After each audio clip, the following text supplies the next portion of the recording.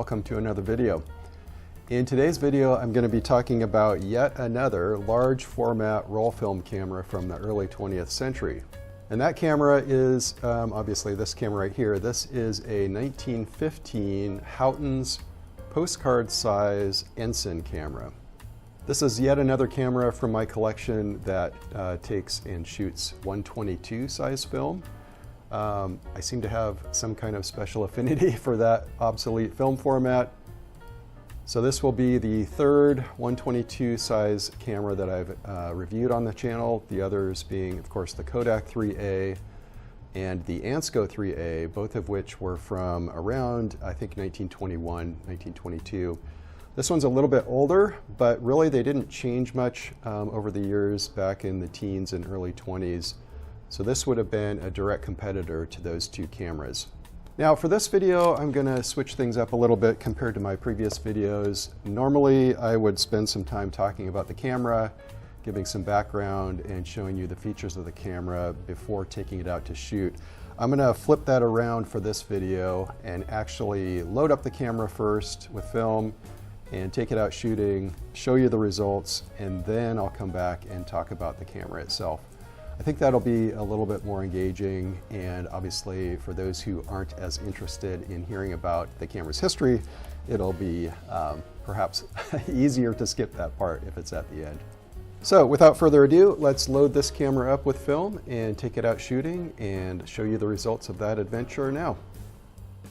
So just like the Kodak 3A and the Ansco 3A, the entire back of the Houghtons Ensign postcard comes off, which gives you full access to the inside of the camera. Like the Ansco, the Houghtons has an actual sprung retainer tab for the film.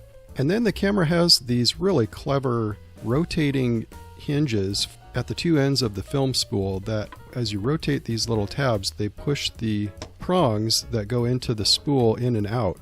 Very clever and super easy to use compared to most other cameras from this era that had sprung tabs. Now this time I'm using a roll of film that expired in September of 1973. So this is some of the last film that was made in 122 size. I believe they stopped production in 1970 or 71. So this would have definitely been among the last film produced.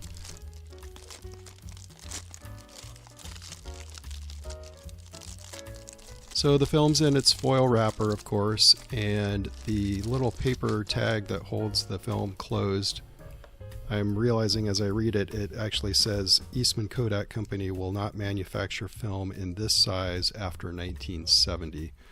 So given that this film expired in 1973, it's a safe bet that this was definitely among the last film they produced in this size.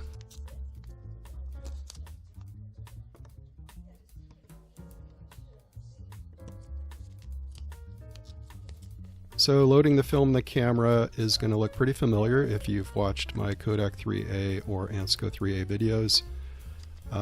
Like I've said in those two videos, the film is quite large. It's 3.5 inches wide.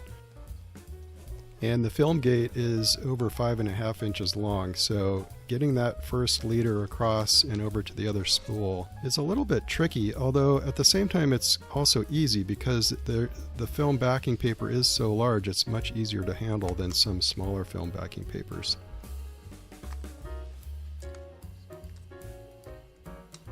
So once you've got the backing paper threaded into the take-up spool and you've started a couple turns on that first spool, it is kind of important to get that back on fairly quickly because there's not a lot of free length in the backing paper before you get to where the film itself starts. So here you see the Postcard Ensign insignia inside the camera back.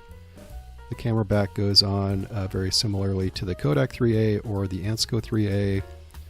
And once it's snapped shut, you simply wind the film forward to frame 1 and you are ready to shoot.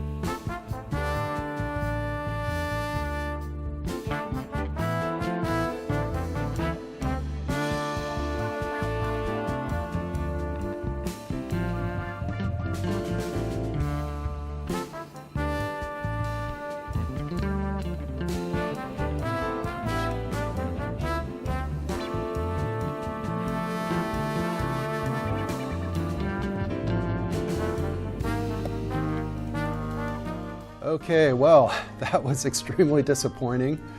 Every single photo that I took at infinity stop is severely out of focus. And this time, unlike with the Ansco 3A, I know for sure that I was using the focus system correctly. I even went so far as to go back through some of my video footage and took a couple of screen captures just to confirm that I did actually have the camera focused at infinity, and I can confirm that I did.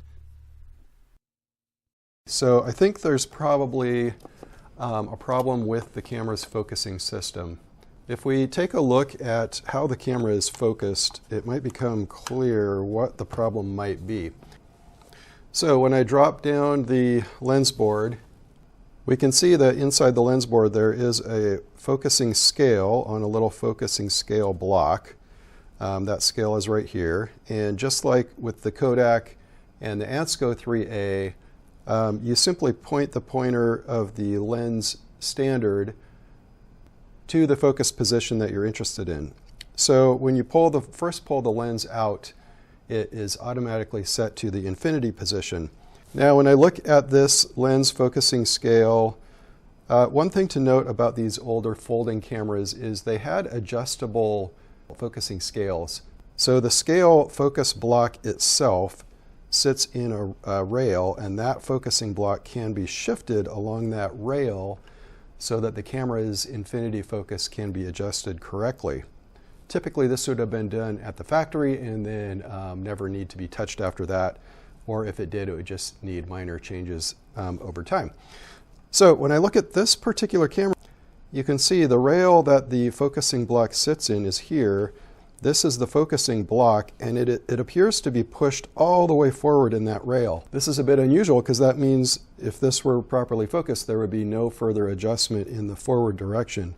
Normally, the standard focus position would be somewhere in the middle of the rail to allow that fine-tuning of the focus forward and backward. So my suspicion is that somewhere in the 110-year life of this camera, someone has moved this focusing scale either to clean the camera or take it off to clean the focusing scale itself. And when they put it back in, they just put it at the farthest forward position. That might be the problem here. But I'll need to do further investigation just to confirm what the issue might be. So let's talk a little bit about the camera itself. And you'll note just right away the form factor of this camera is virtually identical to the Kodak 3A and the Ansco 3A that I've reviewed in past videos. Just like those two cameras, the operation and the controls is very similar, as you would expect. So if we look at the side of the camera here, you release the lens board just in the same manner as with the Kodak 3A and the Ansco 3A. There's a small button here semi-hidden under the leatherette. You simply push that button to release the lens board, and then once the lens board is released, pull it all the way down until it clicks into position. Then just like the Kodak and the Ansco, you reach inside, there are two knobs to grab it onto, and you pull the lens standard out until it reaches its click stop, and at that point the camera is theoretically in the infinity focus position, although clearly for this camera there is something a little bit awry with that system. Now with this camera, once the focus is at the infinity stop, there is a little locking mechanism right here that locks the lens standard at the infinity stop. If you want to focus closer, which means moving the lens standard farther away from the film plane, you have to release that stop with this button here, and then at the same time continue pulling outward to get to some of the closer focusing measuring points. Now, like the Kodak and the Ansco cameras, the lens standard has several movements. So it has shift up and shift down, which is released with this button here, and then the standard itself can be shifted left and right. The camera features a viewfinder that's very similar to the Kodak viewfinder. It does rotate into both landscape and portrait orientation. Now the Houghtons camera includes an extra little feature here, which is this spirit level, so you can level the camera. Leveling the camera, it can be quite difficult with these old cameras if you don't have some mechanism to help you keep it level. The spirit level on this camera still has red oil in it and is still functional, and actually helped quite a bit, although unfortunately the focus seems to have let the camera down. So this camera is equipped with a Victo shutter with 4 shutter speeds and bulb and time, and then it has an f7.5 lens, just like the Ansco 3A. The focal length of this lens is marked at 6 3/4 inches. A very British style of marking, particularly for that time. Now, the Victo shutter was a shutter that was manufactured by Wollensak here in the United States. I believe it was manufactured from 1914 until around 1920. So that starts to pin down the era in which this camera was constructed. The lens itself is marked as an Ensign and astigmat. I believe that the lens was most likely manufactured by Wollensak along with the shutter. So if I assume that the lens was made by Wollensak, the serial number on the lens would indicate that this lens was manufactured as part of Wollensak's 1915 production line. Well, I was thinking about showing you how I was going to do the focus correction and then going out and shooting another roll of film, but I think I'm going to call that good for this video. We're at about 15 minutes here. So I think this will be a part 1 video, and then I'll have a part 2 video in which I will demonstrate how I correct the focus errors in this camera and hopefully go out and successfully shoot another roll. So with that, I will reserve judgment on this camera until I get a chance to make sure that it's functioning properly. Thanks for watching my video, and I hope to see you next time.